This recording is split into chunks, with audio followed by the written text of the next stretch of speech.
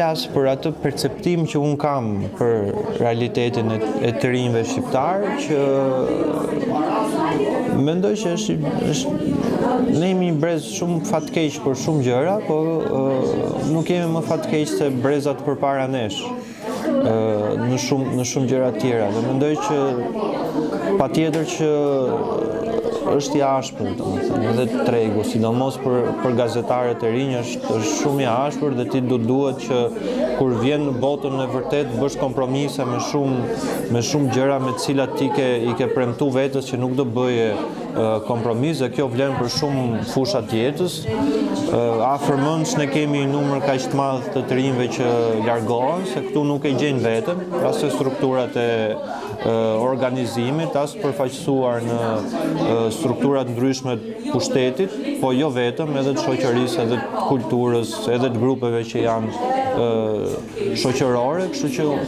unë mendoj që është një vend goxha sfidues për të qenë i ri, edhe për të ushtruar veprimtari, siç është edhe i bukur, për shkak të sfidave që ka. Paktën për gazetarët e rinj, unë mendoj që Shqipëria është një vend shumë i mirë për të qenë gazetar, për shkak se problemet këtu janë pafund dhe ajo që ti mund të bësh është gjithmonë më e vogël se sa ajo që duhet të arrihet. Kemi një mesazh në fund bisedës? Patjetër, unë nëse do zgjedh një mesazh për të rinj që duan të bashkohen në botën e medias edhe të gazetarisë. E di që ka shumë kritik ndaj nesh, ndaj gazetarëve, e di që ka dhe arsye për të pasur të kritik, siç ka dhe kritik pa arsye nga ana tjetër, nga ata që puna e gazetarit i bën të ndihen jo rehat dhe llogaridhënia nuk i pëlqen, po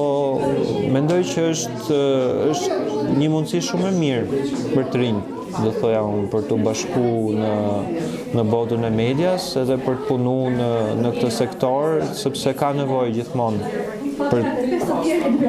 për njerëz të rinj, për perspektiva të reja, për aftësi të reja, që unë si gazetar i ri e mbaj mend që i kam pas të ndryshme nga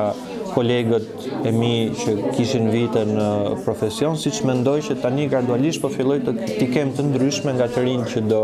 të vinë. Dhe ne kemi gjithë brezat, kemi për të mësuar nga njëri tjetri, dhe nëse i lëm vendet bosh, kjo dije do ngelet pa u përçuar.